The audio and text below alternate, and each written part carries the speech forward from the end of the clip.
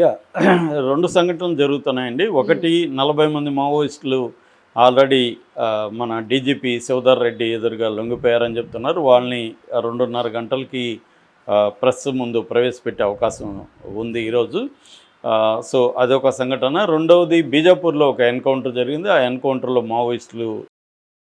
So ఈ 2 విషయాల గురించి ముందు మాట్లాడుకుందాం. అయితే గత 4, 5 రోజుల నుంచి 16 మంది మావోయిస్టులు అరెస్ట్ అయ్యారని, అందులో బడే Chokka Rao alias Damodar Telangana state committee మావోయిస్టుల స్టేట్ కమిటీ సెక్రటరీ కూడా ఉన్నాడు, చాలామంది ఉన్నారు అనేది వార్తలు వచ్చాయి. వాళ్ళని అరెస్టులు చూపించాలి, కోర్టు ముందు పెట్టాలి అని కూడా పౌర హక్కుల సంఘం వాళ్ళు స్టేట్మెంట్ ఇచ్చారు.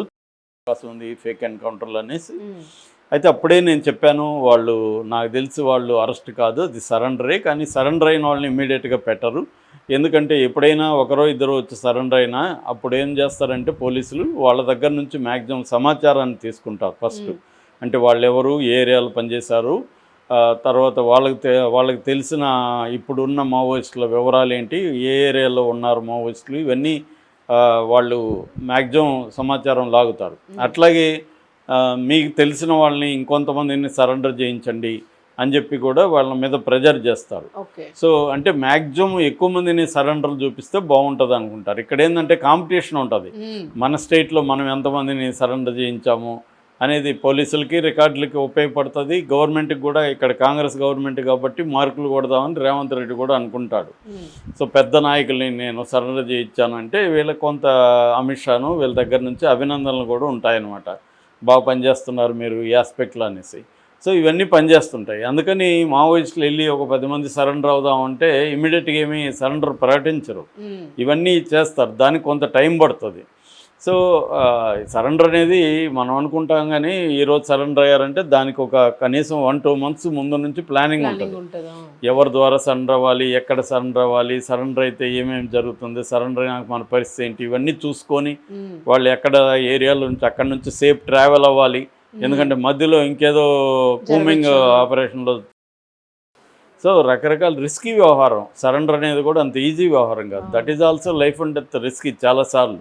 కొన్నిసార్లు స్మూత్గా ఉండొచ్చు, కానీ కొన్నిసార్లు ఎక్కువ రిస్కీ ఉంటుంది.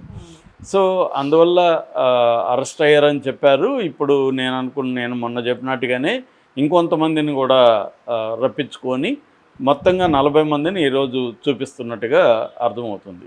అంటే తెలంగాణ నుంచే ఎక్కువ మంది నాయకత్వంలో ఉన్నారు మావోయిస్టులు. అందుకని తెలంగాణలో ఎక్కువ సరెండర్ అవ్వడానికి వీళ్ళు చూపిస్తున్నారు. రెండోది ఏంటంటే కేసులు. మావోయిస్టులు ఎప్పుడైనా సరెండర్ అవ్వాలంటే డబ్బులు అనేది వాళ్ళు పెద్దగా చూడరు. మనకి ఎంత డబ్బులు వస్తుంది అనేది కాదు అక్కడ. ఫస్ట్ ఏంటంటే బతుకు, లైఫ్.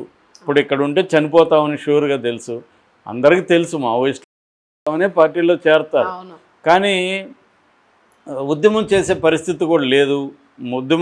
ఉద్యమం చేయలేక బతుకు లేక ఎందుకు వేస్ట్ అన్న ఒక మైండ్ సెట్ వస్తుంది ఎప్పుడైనా. మనకు ఆశ ఉండి, హోప్ ఉండి, ఈ 6 నెలలు సైలెంట్గా ఉంటే మళ్ళీ ఉద్యమం చేయొచ్చు, లేకపోతే 1 year మనం ఉంటే మళ్ళీ ఒక ఉద్యమం చేయొచ్చు అనుకుంటే సరెండర్ కారు, ఉద్యమం చేస్తారు. ఇట్లాంటి పరిస్థితులు గతంలో కూడా ఉన్నాయి. చాలాసార్లు అనారోగ్యంతో కూడా దళాలు కొన్ని 6 నెలలు 1 year నిష్క్రియ ప్రయత్నం అంటారు. నిష్క్రియం అంటే ఏమి చేయకుండా ఆగిపోయిన సందర్భాలు కూడా ఉన్నాయి. అట్లాంటప్పుడు ఏంటంటే బతకడమే విప్లవం చేయడం అన్నట్టుగా కూడా చెప్తారనమాట. అంటే నువ్వు బతుకుండాలి ఫస్ట్ అని. సో కానీ ఇక్కడ ఏమైందంటే హోప్ పోయింది వీళ్ళకి. 1,00,000 మంది పైన పారామిలిటరీ ఫోర్సులు దిగాయి, 400 ఫార్వర్డ్ ఆపరేటింగ్ క్యాంప్స్ పెట్టేశారు, హై టెక్నాలజీ వాడుతున్నారు, పెద్ద పెద్ద మావోయిస్టులు అంతా చనిపోయారు. సెంట్రల్ కమిటీకి స్టేట్ కమిటీలకు మధ్య సమన్వయం లేదు, అంటే కాంటాక్ట్ లేదు. ఇటువంటి తీవ్ర నిర్బంధం ఉంది.